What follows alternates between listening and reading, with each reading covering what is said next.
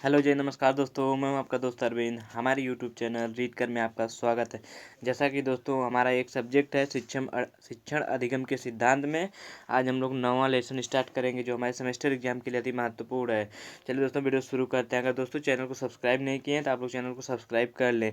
अधिगम स्तर हम लोगों का नौवां लेसन है, अपेक्षित अधिगम स्तर। इसमें किस टाइप से क्वेश्चन पूछा जाता है, चलिए दोस्तों हम लोग देखते हैं। जैसे पूछा जा सकता है, अपेक्षित अधिगम स्तर की संकल्पना तथा अर्थ बताया, स्पष्ट कीजिए। इस तरीके का क्वेश्चन पूछा जा सकता है।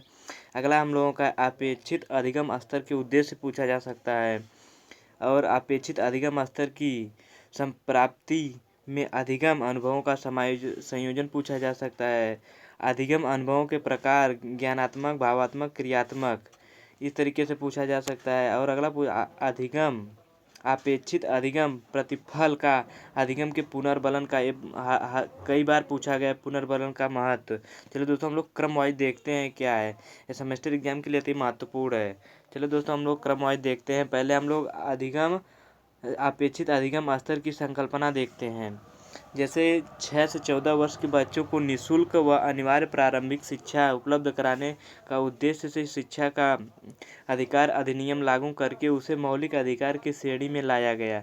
शिक्षा के क्षेत्र में किए गए अनेकों प्रयासों से यद्यपि नामांकन को 18 में तो पर्याप्त वृद्धि हुई, परंतु विद्यालयों में शैक्षिक गुणवत्ता की दृष्टि से छात्रों का अपेक्षित उपलब्ध स्तर अत्यंत चिंताजनक है। अतः इसके लिए यह आवश्यक समझा गया है कि प्रारंभिक शिक्षा के प्रत्येक स्तर पर सीखने के कुछ ऐसे स्तर दक्षताएं निर्धारित किए जाएं जिन्हें प्रत्येक बच्चा उस स्तर तक अवश्य जाने व सीख सके। अब इनमें से कुछ महत्वपूर्ण बातें हम लोग देख लेते हैं। जैसे सभी छात्रों को कुशलता एवं परंपरागत स्तर तक ले जाना ही अपेक्षित अधिगम का स्तर है।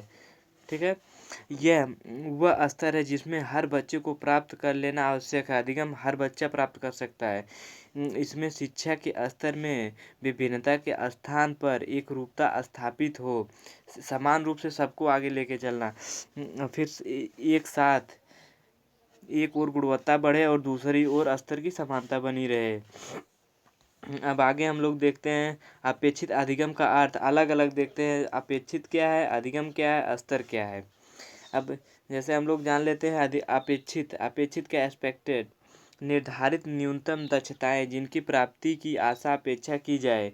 इसका संबंध दक्षताओं के उस अंश से है जो निर्धारित कक्षा के शिक्षार्थियों को निश्चित समय में अर्जित कर लेना। दक्षता का अर्थ किसी कार्य विशेष कुशलतापूर्वक पूर्ण कर लेने की क्षमता है।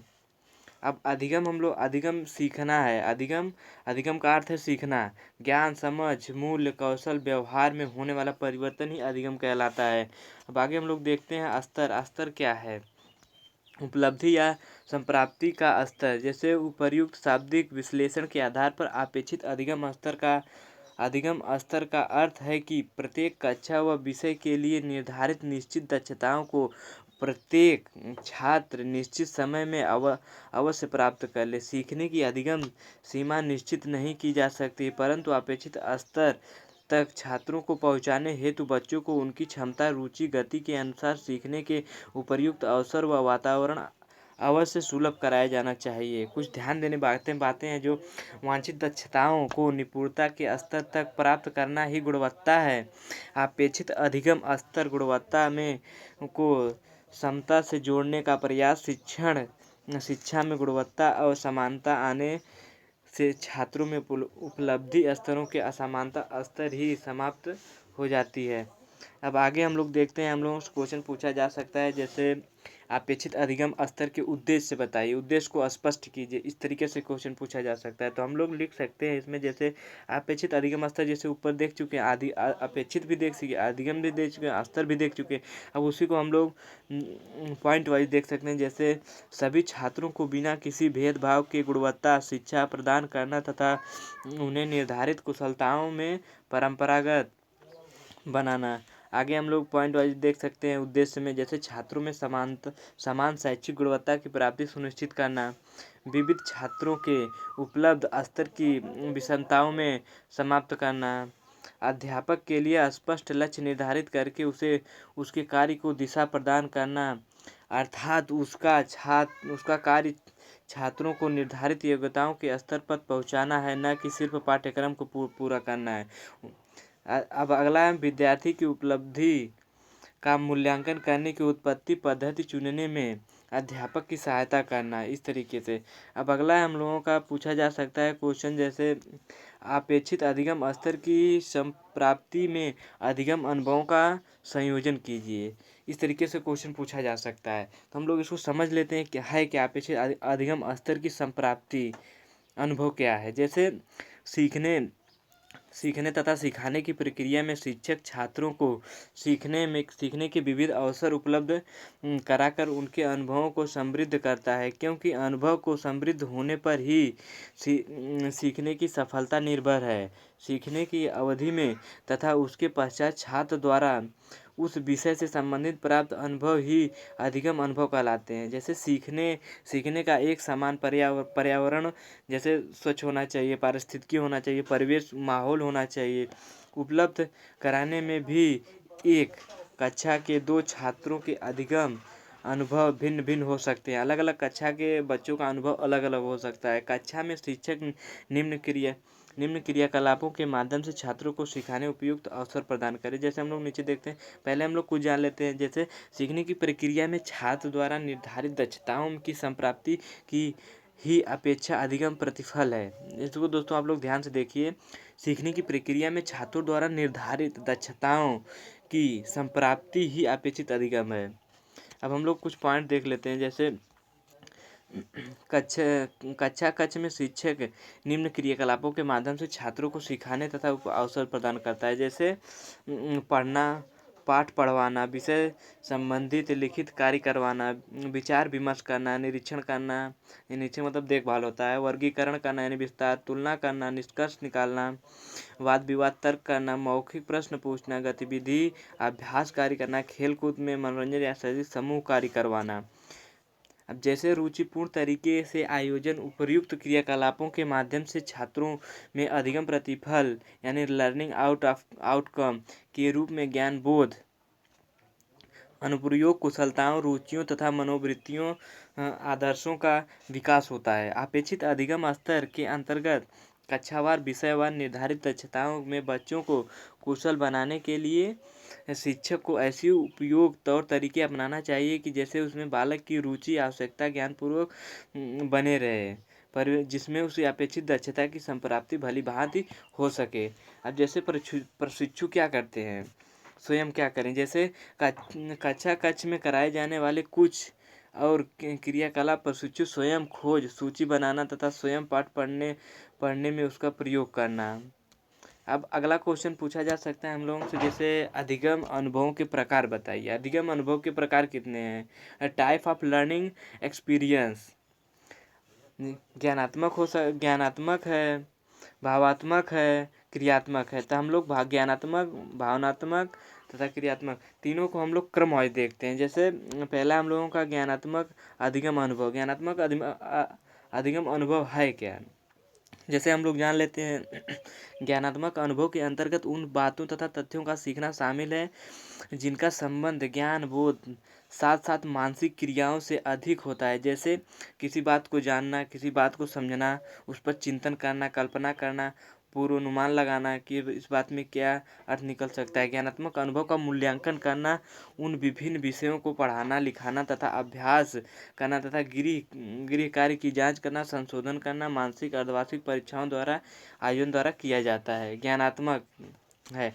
अब हम अगला देख लेते हैं भावनात्मक। भावनात्मक क्या है? छात्रों के संयोगात्मक विकास की दृष्टि से भावनात्मक अधिगम अनुभवों का उपयोग किया जाता है।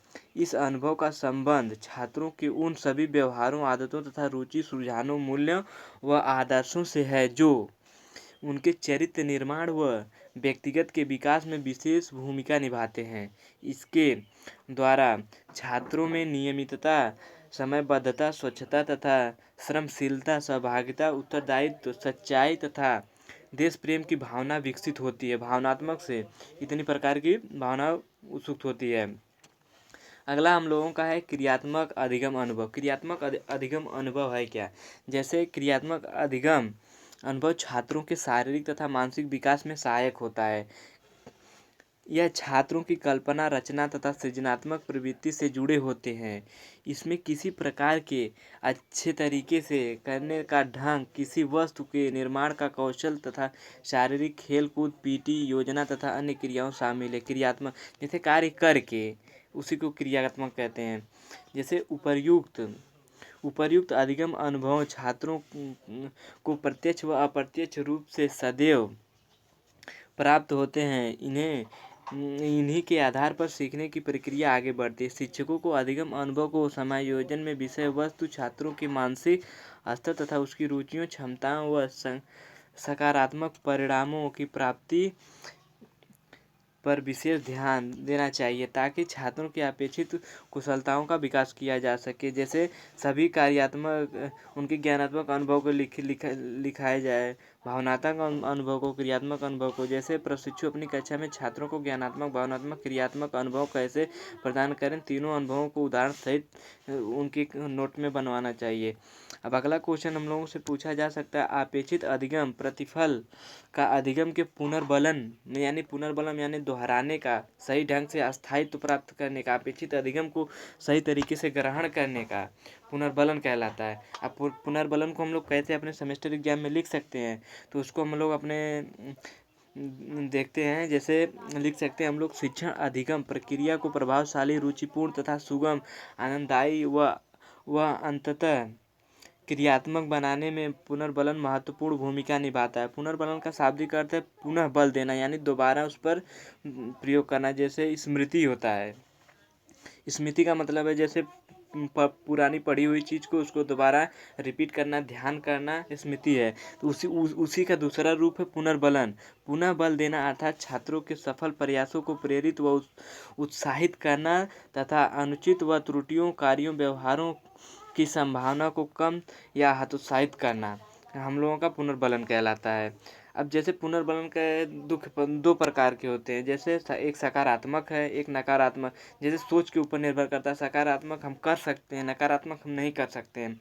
वही है, हम लोग देख लेते हैं सकारात्मक को कैसे लिख सकते हैं। जैसे हम लोग लिख सकते हैं, जैसे सकारात्मक पुनर्बलन, जैसे कि कोई काम कोई कर रहा है तो उसकी उसमें प्रशंसा करें, उसको पुरस्कार दें तथा भाव प्रदर्शन, छात्रों को सुझाव तथा उत्तर का समर्थन करें कि आप बहुत अच्छे हैं, बहुत अच्छे तरीके से। नकारात्मक क्या है?